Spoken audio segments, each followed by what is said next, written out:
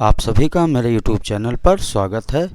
आज की इस वीडियो में हम गणित की कार्यपुस्तिका गणित ज्ञान जो कि कक्षा 5 के विद्यार्थियों की कार्यपुस्तिका है, इसके भाग 1 के अभ्यास प्रश्नों को आज की इस वीडियो में हम हल करना सीखेंगे और बहुत ही सरल तरीके से प्रत्येक प्रश्नों को समझने का प्रयास करेंगे।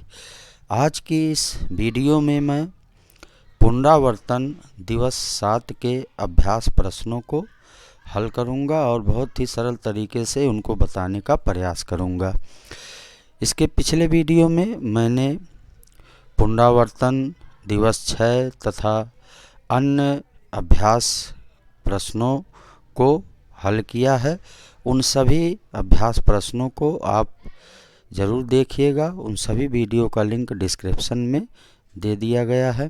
तो चलिए आज की वीडियो शुरू करते हैं। पुनरावर्तन दिवस 7 के अभ्यास प्रश्नों को हम आज की इस वीडियो में हल करना सीखेंगे। तो यहाँ पे जो पहला प्रश्न दिया गया है वह है कि यदि एक स्कूल के प्रत्येक रूम में 3 खिड़कियाँ हैं, इसके अनुसार निम्न तालिका को भरिए। एक विद्यालय के एक कमरे में 3 खिड़कियां बनी हुई हैं। तो यहाँ नीचे एक तालिका दी गई है। ऊपर तालिका में रूम की संख्या है और नीचे हमें खिड़कियों की संख्या को भरना है। यहाँ पे पहला जो है 2 रूम अगर है तो कितनी खिड़कियाँ होंगी। तो एक रूम में 3 खिड़कियाँ, तो 2 रूम में 3 से हम 2 में गुणा कर देंगे, 3 दूना 6 हो जाएगा। तो 2 रूम में खिड़कियों की कुल संख्या हो जाएगी 6। यहाँ पे हम लिख देंगे 6। फिर इसके बाद अगला जो है रूम की संख्या 3 है। तो एक कमरे में चूँकि 3 खिड़कियां हैं तो 3 कमरे में 3 त्रिक 9 खिड़कियां हो जाएंगी।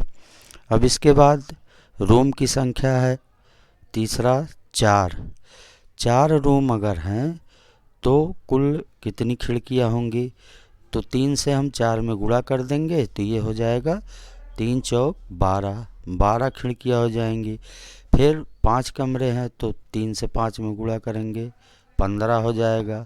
फिर 6 अगर रूम है तो 3 से 6 में गुणा करेंगे 18 हो जाएगा ये। फिर अगर 7 कमरे हैं तो कितनी खिड़कियां होंगी, 7 त्रिक 21 हो जाएगा। फिर 8 अगर कमरे हैं, 8 रूम हैं तो कितनी खिड़कियां होंगी, 8 से 3 में गुणा करेंगे 24 खिड़कियां हो जाएंगी। फिर 9 है, 9 कमरे अगर हैं तो कितनी खिड़कियां होंगी, 9 त्रिक 27। इस तरह से हम इस खिड़कियों की संख्या को भरते हैं। दूसरा प्रश्न है निम्नलिखित प्रश्नों के उत्तर दीजिए। पहला कह रहा है 7 खरगोशों के कुल मिलाकर कितने कान होंगे। हम जानते हैं कि एक खरगोश के 2 कान होते हैं, तो 7 के 2 से हम 7 में गुणा कर देंगे, उत्तर आ जाएगा 14। तो 7 खरगोशों के 14 कान होंगे। दूसरा है 8 लड़कियों के हाथों में कुल मिलाकर कितनी उंगलियां होंगी। तो एक लड़की के हाथ में कुल 20 उंगलियां होती हैं। 8 लड़कियों के हाथों में कुल उंगलियों की संख्या हो जाएगी 20 से हम 8 में गुणा कर देंगे तो ये हो जाएगा 2 शून्य शून्य हो जाएगा, 2 अट्ठे 16, 160 उंगलियां ये 8 लड़कियों के हाथों में कुल मिलाकर हो जाएंगी। फिर तीसरा है 6 रिक्शों में कुल मिलाकर कितने पहिए होंगे। तो एक रिक्शे में 3 पहिए होते हैं, तो 6 रिक्शे में हो जाएंगे, 3 से हम 6 में गुणा कर देंगे, ये हो जाएगा 3 छक 18। इस प्रकार कुल पहियों की संख्या होगी 18।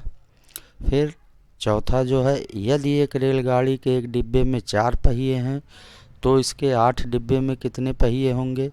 तो अगर एक डिब्बे में 4 पहिए हैं तो 8 डिब्बों में हम 4 से 8 में गुणा कर देंगे तो ये हो जाएगा कुल पहियों की संख्या 4 और 8 दोनों गुणा करेंगे तो 8 चौक 32 कुल पहियों की संख्या आ जाएगी 32। इस प्रकार 32 पहिए। फिर अगला जो प्रश्न दिया गया है कह रहा है कि एक माला में 50 मोती हैं तो ऐसी 4 मालाओं में कुल कितने मोती होंगे। अगर एक माला में 50 मोती हैं तो 4 मालाओं में हम 50 में 4 से गुणा करेंगे तो वही उत्तर होगा। तो 4 शून्य शून्य हो जाएगा, 4 पच्चे 20, कुल मोतियों की संख्या हो जाएगी 200। तो 4 मालाओं में कुल मोती होंगे 200। फिर इसके बाद अगला जो प्रश्न है वो कह रहा है एक माला की कीमत 100 रुपये है तो ऐसी 4 मालाओं की कीमत कितनी होगी। अगर एक माला की कीमत 100 रुपया है तो 4 माला की कीमत हम 100 में 4 से गुणा करेंगे, ये हो जाएगा 100 चौका 400 रुपये। तो 4 मालाओं की जो कीमत होगी वो हो जाएगा 400 रुपये। अब हम अगले प्रश्न को हल करना सीखेंगे। अगला जो प्रश्न है तीसरा वो है कह रहा है कि राम दिए गए पेंसिल बॉक्स को खरीदना चाहता है तो उसके पास 5 रुपए के कितने सिक्के होने चाहिए। यहाँ एक बॉक्स बना है और इस पे बॉक्स का मूल्य लिखा है 50 रुपये। तो कह रहा है अगर राम इसे खरीदे तो उसे 5 रुपए के कितने सिक्के चाहिए।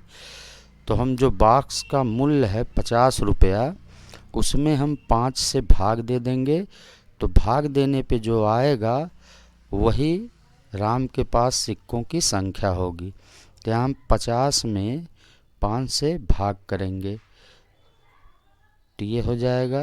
अब 50 में 5 से भाग देंगे, 5 एकम 5, फिर शून्य उतरेगा, फिर 5 शून्य शून्य, ये इस तरह से आ गया 10। तो ये जो डी वाला विकल्प है 10 सिक्के वही सही है। फिर चौथा कह रहा है 4 गुणे 5 में क्या जोड़ें कि 4 गुणे 6 के बराबर हो जाए। तो पहले हम 4 और 5 का जब गुणा करेंगे तो ये होगा 4 पच्चे 20 और 4 6 का जब गुणा करेंगे ये हो जाएगा 4 छक 24। तो 4 गुणे 5 जो है वो 4 कम है 4 गुणे 6 से, तो इसमें अगर हम 4 और जोड़ेंगे तो ये 24 हो जाएगा, 4 गुणे 6 के बराबर। तो इस प्रकार जो उत्तर होगा वो ए विकल्प सही है 4। फिर पांचवा प्रश्न है निम्न में से कौन सा विकल्प आकृति द्वारा दर्शाए गए सवाल को निरूपित करता है। तो यहाँ पे आम दिया गया 2 धन 2 धन 2 धन 2 और इन सब को जोड़ के यहाँ पूरे 8 आम दिए गए हैं। तो 2 आमों को जब हम 4 बार जोड़ेंगे तो 8 होगा। तो यहाँ पहला विकल्प ये गलत है, 7 धन 1 बराबर 8 गलत है। दूसरा भी गलत है और चौथा विकल्प भी गलत है। इसमें 4 गुणे 2 सी वाला विकल्प जो है वो इस आकृति द्वारा दर्शाए गए सवाल को दर्शा रहा है, क्योंकि यहाँ पे है 2 2 4 बार जोड़ा गया है और वो 8 हुआ है। तो सी वाला विकल्प सही है। इस प्रकार आज की इस वीडियो में हम पुनरावर्तन दिवस 7 के अभ्यास प्रश्नों को आज की इस वीडियो में हम हल करना सीखे। अगली वीडियो में मैं इस कार्यपुस्तिका की पुनरावर्तन दिवस 8 के अभ्यास प्रश्नों को हल करना बताऊंगा। आज की इस वीडियो में इतना ही।